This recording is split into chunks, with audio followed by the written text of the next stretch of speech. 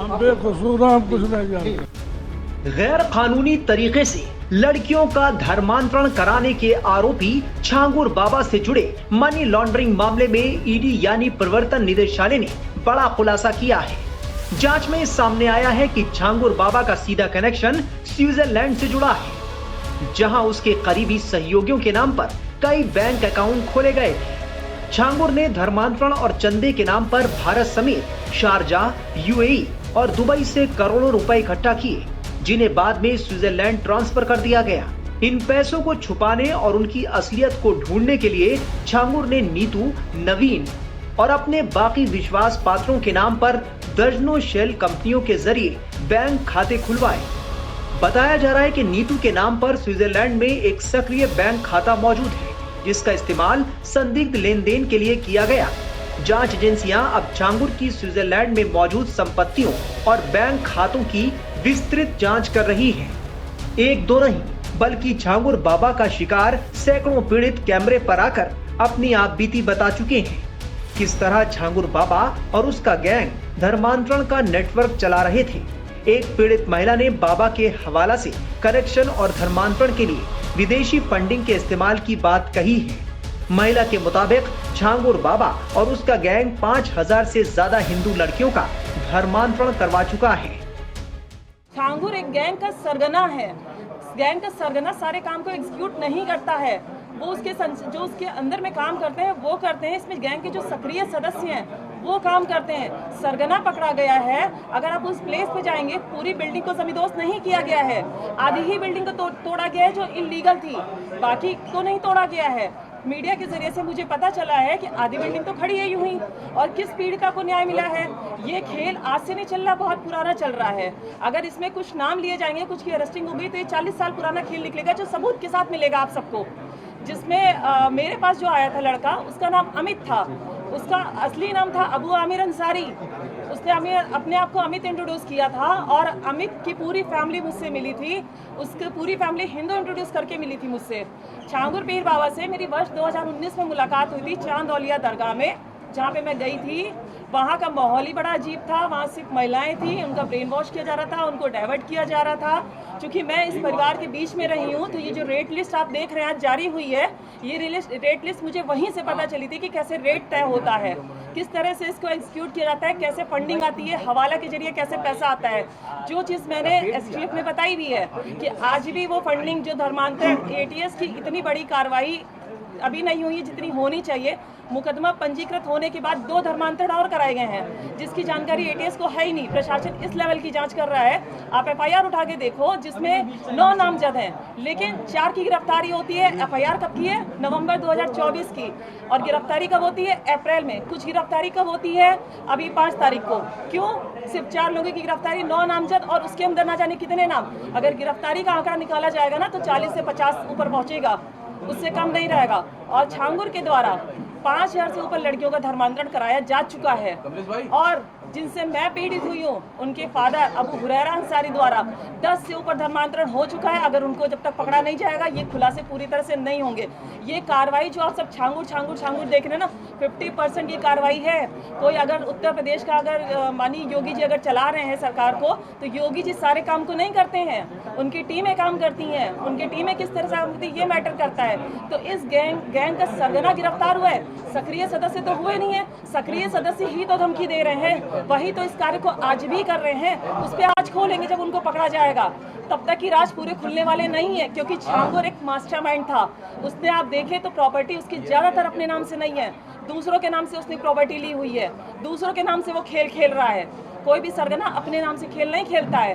Funding हुई है, rate तय किया गया है, फंडिंग का पैसा किसी पीड़िता को नहीं मिला। किसी से भी आप पूछ लीजिए, ये जो अमाउंट आता है हवाला के जरिए से आता है, ट्रांजैक्शन हुए नेपाल के जरिए से आता है। नेपाल का बहुत बड़ा इसमें सहयोग रहता है, वहाँ से आने जाने का, पैसा लाने का। हवाला के जरिए से लखनऊ के अंदर मैंने जगह बताई है एसटीएफ को, किस जगह से पैसा आता है, कहाँ से लिया जाता है, कैसे ट्रांजैक्शन किया जाता है, कैसे डिस्ट्रीब्यूट किया जाता है। मैंने पूरी डिटेल उनको दी हुई है।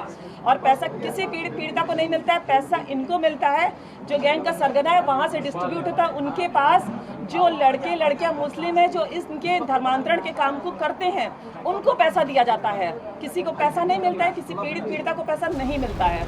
हालांकि हाल में लखनऊ में मेडिकल जांच के दौरान कैमरे पर छांगुर बाबा ने खुद को बेकसूर बताते हुए कहा था कि वो कुछ नहीं जानता। अरे छांगुर जी, आप पर आरोप है धर्मांतर के, क्या कुछ कहेंगे? आपके ऊपर इसमें गंभीर आरोप लगे हुए हैं। हम बेकसूर हैं, हम कुछ नहीं जानते। छांगुर बाबा और उसके नेटवर्क के बारे में एक नहीं बल्कि कई लोग खुलासे कर चुके हैं।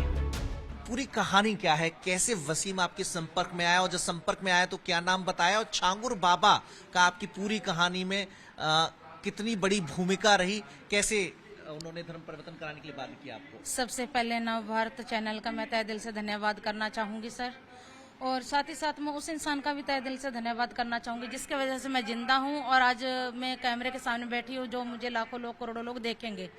उस इंसान का नाम है अतुल शर्मा, भारतीय मानव अधिकार सेवा संगठन के राष्ट्रीय अध्यक्ष हैं। उन्होंने मुझे बचाया है और मुझे जिंदा रखा है आज तक। सर, मैं कर्नाटका बेंगलोर की रहने वाली हूँ और मेरा काम है ब्यूटिशियन का। मैं प्रोफेशनल ब्यूटिशियन हूँ। मेरी मुलाकात एक फर्जी आईडी पे इंस्टाग्राम के माध्यम से राजू राठौर की आईडी से हुई थी, जो इस्लाम धर्म उन्होंने छुपाते हुए एक इंस्टाग्राम की आईडी बना रखी थी राजू राठौर के नाम से। मतलब सनातन धर्म से जुड़ा बताया था। राजीव राठौर लगता है हिंदू नाम है। जी, राजू राठौर का मतलब है, राठौर का मतलब होता है राजपूत, और राजपूत और ब्राह्मण हमारा मेल होता है। जाट ब्राह्मण राजपूत क्षत्रिय जाति है, उसमें कोई वो दिक्कत नहीं है। मैं ब्राह्मण हूँ, तो वो हिंदू के जरिए से मैं बातचीत की और पूरी फैमिली हिंदू बन के बात करती थी उसकी मेरे साथ में, और वो पूरे लोग सहारनपुर घाना खंडी के रहने वाले लोग हैं। तो मुझे 2021 में बोला कि आप सऊदी आ जाओ, आपको यहाँ अच्छी कंपनी में जॉब लगवा दूंगा और यहीं शादी करके सेटल हो जाएंगे। राजीव ने बताया था कि वो सऊदी काम करता है? राजू राठौर ने, राजू ने बताया था कि वो सऊदी काम करता है? जी, उसने बताया था मैं सऊदी में काम करता हूँ। रियल नाम उसका वसीम है, और उसे इंस्टाग्राम की आईडी झूठ बना के राजू राठौर के नाम से, अभी जैसे राजू राठौर का नाम चेंज कर दिया, जैसे पुलिस का केस उठ गया छांगुर का, तो उसने राजकुमार कर दिया है और आईडी को प्राइवेट कर दिया। एक केपी डॉन नाम की आईडी खोली है, जिसमें अभी भी वो हिंदू महिलाओं को फंसा के उनसे बातचीत कर रहा है ताकि आगे ब्रैकेट चालू रहे। तो मैं इनको सऊदी बुलाया सर, वहाँ पे 2021 में मैं सऊदी चली गई। सऊदी जाने के बावजूद उन्होंने क्या किया, मेरे को फर्स्ट जद्दा एयरपोर्ट से लेके गए, उसके साथ अन्य व्यक्ति थे जो इसके गांव के लोग थे, देवबंद के लोग थे, मुरादाबाद के लोग थे। देवबंद के लोग भी थे शामिल? जी सर, ये रैकेट ये खाली उतरौली बलरामपुरा में नहीं है, ये पूरे सहारनपुर के अंदर फैली हुई है। ये एक जैसे कोरोना बड़ा इदारा है सहारनपुर का देवबंद, जहाँ के फतवे देश विदेश में माने जाते हैं। जी, देवबंद जो है उसके भी कुछ लोग हैं, मुरादाबाद के भी हैं, मुजफ्फरनगर के भी हैं। उनके खातों में मैंने पैसे डाल रखे जो इन्होंने ब्लैकमेल कर करके डलवाए हैं। तो ये नेटवर्क जो है ना, कोरोना जैसे वायरस आया था उस वायरस की तरह ये बीमारी है, ऐसे फैला हुआ है ये नेटवर्क इन लोगों का। तो मुझे बुलाया वहाँ पे, उन्होंने क्या किया, बदर अख्तर सेंध की वहाँ भेजा। उन्होंने बोला छांगुर को फोन कर दिया था तुरंत कि सोनू यहाँ पे लड़की पहुंच चुकी है, इसका धर्म परिवर्तन करवा दीजिए। तो छांगुर ने बोला कि मैं नहीं आ सकता, मेरी तबीयत खराब है और मेरे ऊपर पुलिस की नजर है। मेरा मुरीद है अदीदलाम शहर सऊदी के अंदर, बदर अख्तर सिद्दीकी, वो आके इसका धर्म परिवर्तन करवाएगा लड़की का। बातचीत आपके सामने हो रही थी? जी, बिल्कुल, फोन पे, वीडियो कॉल पे। तो तीसरे दिन वहाँ पे बदर अख्तर सिद्दीकी आया और मेरे पे दबाव बनाने लगा। उसने बोला मैं और छांगुर बाबा, मैं उसे बाबा नहीं कहूंगी, मौलाना को, बाबा का नाम बहुत उच्च उस पे रखते हैं हम, ऐसे बाबा नहीं बना सकते, मौलाना है। तो उन्होंने बोला मैं और तुम दोनों एक ही है। हमने काफी गरीब लड़कियों को लाके यहाँ पे जो सऊदी में है, करोड़पति अरबपति शकों से निकाह करवाया, तेरे लिए भी अच्छा शेख देखेंगे। और नजर में मैंने मना किया, मैं समझ गई थी मुझे बेचने की तैयारी कर रहे हैं लोग। मैंने मना किया था, अश्लील वीडियो बना ली मेरी वहाँ पे। अश्लील वीडियो के आधार पर मुझे ब्लैकमेल किया गया। 3 महीने वहाँ पे मेरा शोषण होता रहा, बलात्कार करता रहा राजू राठौर वसीम। उसके बावजूद इन्होंने मुझे वापस कर्नाटका भेजा 3 महीने बाद। कर्नाटका आने के बावजूद मैंने पुलिस स्टेशन में शिकायत दर्ज करवाई। जब इन लोगों की पैसे की डिमांड बढ़ते चली गई, 10 लाख ऑनलाइन स्टेटमेंट है मेरे पास, अभी भी लेके बैठी हूँ मैं पास में। इन लोगों ने 25 अकाउंटों में मेरे से 26 अकाउंटों में पैसा डलवाया, अनदर जो देवगंज के अकाउंट है, मुजफ्फरनगर के अकाउंट है, गाँव घानाखंडी के अकाउंट है, पूरे यूपी के। मेरा तो यूपी में कोई रिश्तेदारी भी नहीं है, मैं तो कर्नाटका बेंगलोर की हूँ, मेरे तो पास में कोई रिश्ता ही नहीं है यहाँ पे। फिर यहाँ पे आने के बावजूद ये मेरे पे मारपीट करने लगे। मैंने पुलिस स्टेशन में शिकायत दर्ज करवाई, पुलिस वालों ने कोई मदद नहीं की। प्रशासन बिका हुआ है यहाँ पे, नीचे से लेके ऊपर तक का पुलिस प्रशासन बिका हुआ है यहाँ पे। सहारनपुर के अंदर मेरी कहीं से कोई मदद नहीं मिली। इसके अंदर बावजूद लगातार गौ मांस खाने की जो करते रहे, मारपीट करते रहे, मैंने मना किया। 2024 12 दिसंबर को फिर इन्होंने गौ मांस रखा मेरे आगे और बोले ये खाना पड़ेगा तुझे अब। नहीं तो फिर आप कर्नाटक से जब आपने मुकदमा दर्ज करा दिया तो दोबारा इनके संपर्क में आ गए? मुकदमा नहीं, वहाँ पे एक सूचना दर्ज करवाई थी, तो इनका गांव नहीं पता था ना सर मुझे उस टाइम पे, तो उन्होंने कॉल किया, तो अब इन्होंने इसके पाप ने इन्होंने मुझे यहाँ सहारनपुर बुला लिया था। तो 2024 में मैं सहारनपुर आ गई थी। फिर सहारनपुर आने के बाद इनका वो माइंड वॉश करते रहे, 1 महीना बंधक रखा बना के। मैं मौका पाके 2 जून को भाग गई घर छोड़ के। फिर इन्होंने मुझे मेरी वीडियो फोटो के ऊपर ब्लैकमेल किया। फिर इसका दोस्त है खालिक नाम का, वो मुझे बाइक पे बिठा के इनके घर ले गया।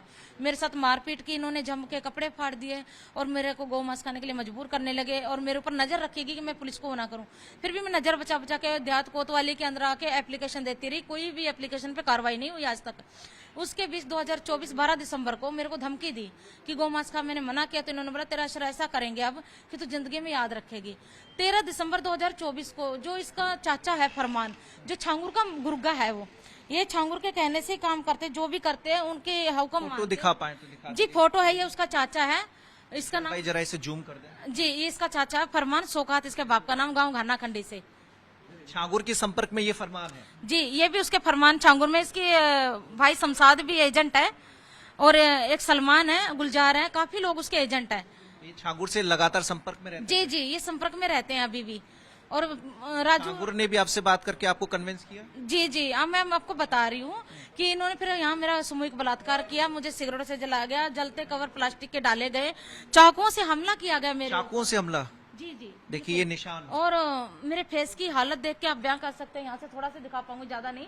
ये देखिए पूरा फेस मेरा इन्होंने फाड़ दिया था मार के क्रिकेट बैटों से। छांगुर बाबा कैमरे पर भले ही खुद को बेकसूर बता रहा हो, लेकिन उसे लेकर जिस तरह से एक के बाद एक खुलासे हो रहे हैं, उससे ऐसा लगता है कि जल्द इस मामले में कई लोगों की गिरफ्तारियां हो सकती हैं। जांच एजेंसियां ये पता करने में जुटी हैं कि छांगुर बाबा और उसका नेटवर्क कितने मुल्कों तक फैला है और कौन कौन लोग धर्मांतरण के खेल में शामिल हैं।